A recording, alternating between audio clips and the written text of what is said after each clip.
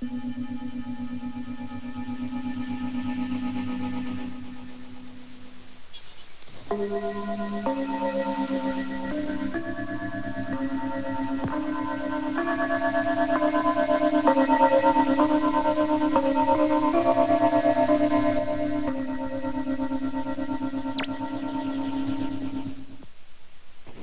is HSK9, Radio Thailand World Service, broadcasting from Bangkok for listeners in Asia and the Pacific, the Middle East and Africa, Europe and America.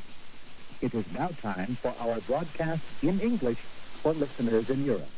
Live from the Public Relations Department of the Royal Thai Government, this is Radio Thailand News.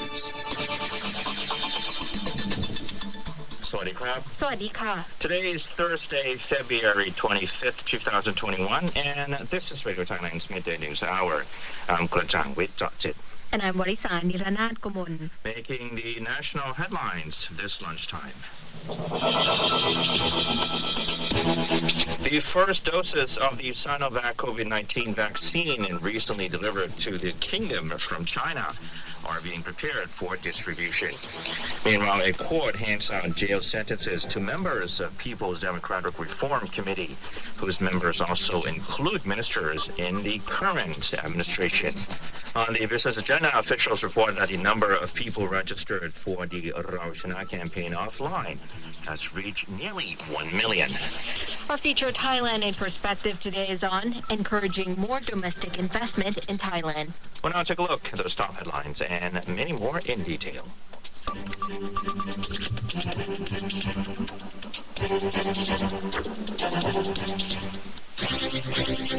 National News. Once again, welcome to the Midday News Hour, now live streaming from our Facebook page, Radio Thailand's FM 88. First up, in national news. According to the National Weather Agency, a thermal low is persisting in Upper Thailand, with temperatures ranging from 18 to 38 degrees Celsius in the north and northeast. Easterly winds are still prevailing over the south and the Gulf of Thailand, with the lows of 20 degrees and highs of 36 degrees, as well as a few instances of isolated rain in some areas. Bangkok is meanwhile forecast to see partly cloudy skies, with temperatures ranging from 23 to 36 degrees. The city's air quality index, or AQI, this morning was at code orange, although it felt like red for me, with average PM 2.5 levels registering as satisfactory. The IQR website reported that the AQI in the capital Lok average scored of 121, meaning members of sensitive groups may experience health issues, though the general public is less likely to be affected. According to a regional haze report from the ASEAN Specialized Meteorological Center, the Mekong sub-region experienced dry weather conditions this morning, with cloudy conditions persisting over some parts of Laos, Cambodia, and northern Vietnam. Rainfall is also continuing over the ASEAN region, except for most parts of Borneo Island, northern Sumatra Peninsula, Malaysia, and Singapore. In other news, the first doses of Sinovac COVID-19 vaccine recently delivered to the kingdom from China are being prepared for distribution, with frontline health workers and those most at risk being the first to receive the jab. Following a ceremony to mark the arrival of the first batch from Chinese pharmaceutical company Sinovac, samples from the shipment will be tested for safety in a process expected to take 4 to 5 days. Health authorities are expected to begin distributing the vaccine on March 1st, with a subcommittee currently working out the priority system to determine how the doses will be administered. Following the safety inspection, the first 200,000 doses of Sinovac vaccine will be distributed to 13 provinces, with 70,000 ongoing to Samut Sakhon, which has been hardest hit by the most recent wave of infections. 99,000 doses from the first batch will also be delivered to Bangkok, Pathum Thani, Nonthaburi, Samut Prakan, Tak, Nakhon Pathom, Samut Songkhram, and Ratchaburi are now designated controlled areas. About 14,700 remaining doses will be sent to provinces of economic and social development prominence, namely Chonburi, Phuket, Surat Thani, and Chiang Mai. Meanwhile, an expert virologist has assured that only a small fraction of people have developed severe allergic reactions after being vaccinated for COVID-19, as authorities work to bolster public confidence in the vaccination drive.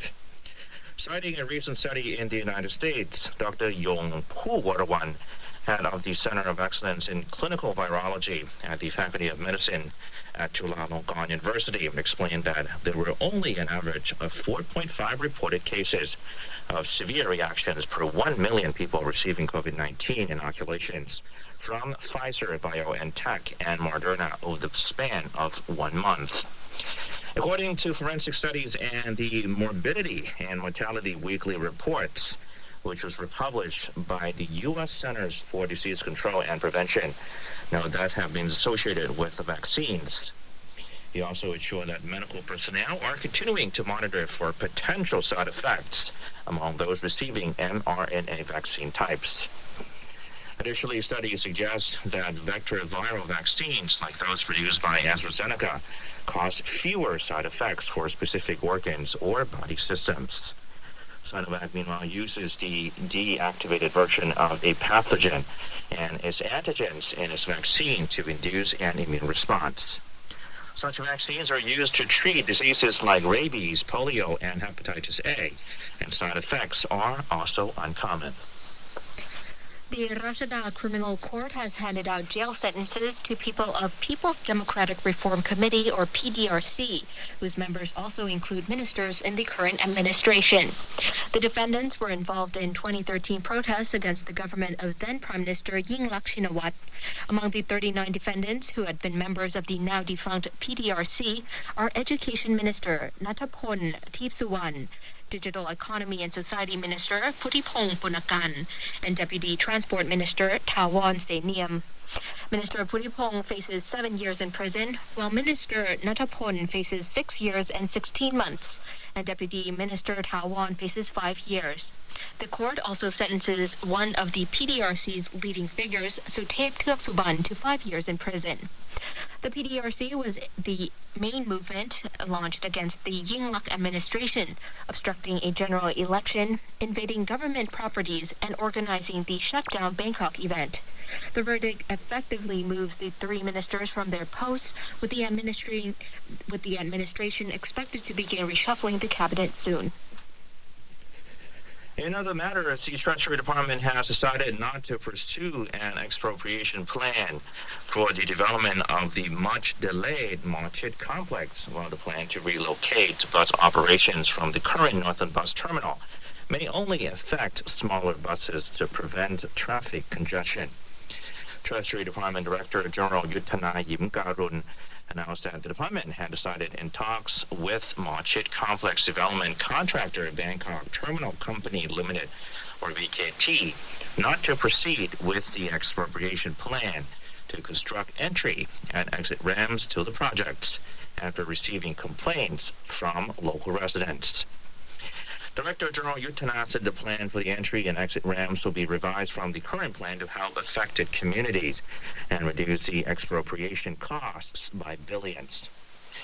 On the plan to relocate bus operations from the current Northern Bus Terminal, the Department of Land Transport and the Transport Company agreed to allow BKT to consider the operational feasibility of long-distance buses from the projects.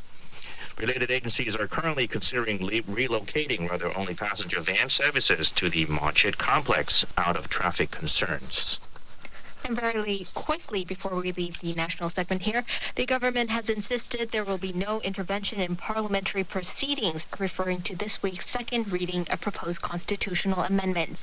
Deputy Prime Minister Dr. Wissanukhrangam said in a statement that the government will not join the second reading, which examines changes to the Charter section by section. And he also added that the administration will be unable to propose additional amendments because of as his duty as a parliament and the committee reviewing them. And that wraps up the Business news. Now in today's business reports, officials have reported that the number of people registered for the Rauchana campaign offline has reached nearly 1 million. The number of registrants increased significantly after the Government Savings Bank and the Bank for Agriculture and Agricultural Cooperative started accepting applicants in addition to the Krung Thai Bank, or KTB. Moreover, the offices of the Provincial Comptroller General, together with the Excise and Revenue Departments, the KTB, and Ministry of Interior, have dispatched mobile registration units nationwide to assist people who cannot physically visit the banks. So far, some 995,000 people have registered for the Raushana campaign at the time of this report. And still within the kingdom, the Trade Policy and Strategy Office, or TPSO, has indicated that business and consumer confidence are starting to show signs of global recovery as COVID-19 vaccines begin rolling out along with more robust economic stimulus measures. This in turn led to continuous growth in the local export sector in January. According to the TPSO, Thai exports were valued at $19.71 billion, indicating growth of 0.35%. During the month, exports of disease control-related products such as rubber gloves saw 205% expansion, while telephones and communication devices saw 17.6% growth. Export value to key markets in January also increased from previous months, including to the United States, Japan, South Korea, Australia, mainland China, Hong Kong, Taiwan, and the Middle East.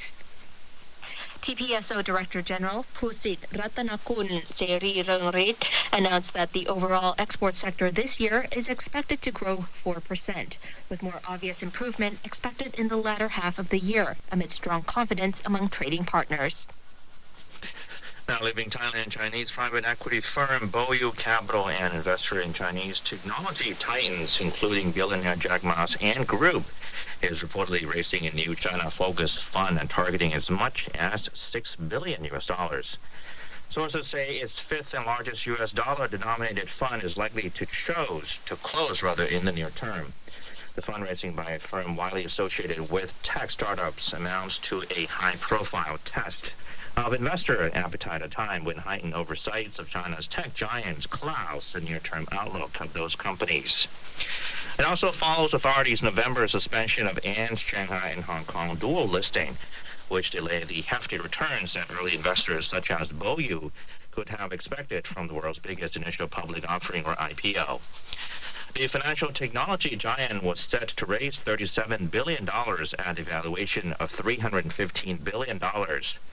Since the suspension, China has sharpened oversights of its homegrown champions, which has also exposed their investors to more public scrutiny.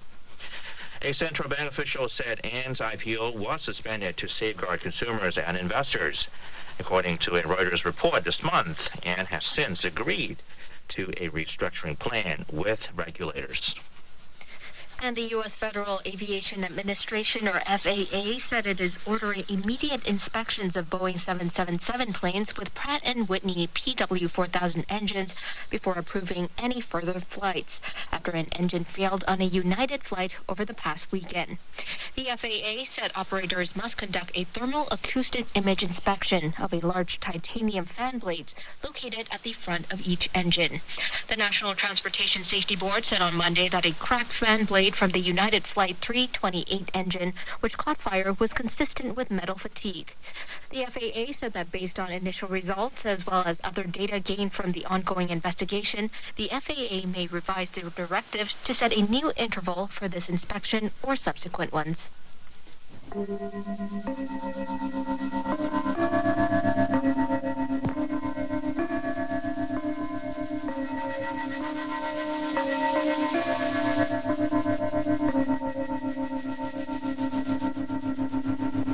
That concludes our program in English.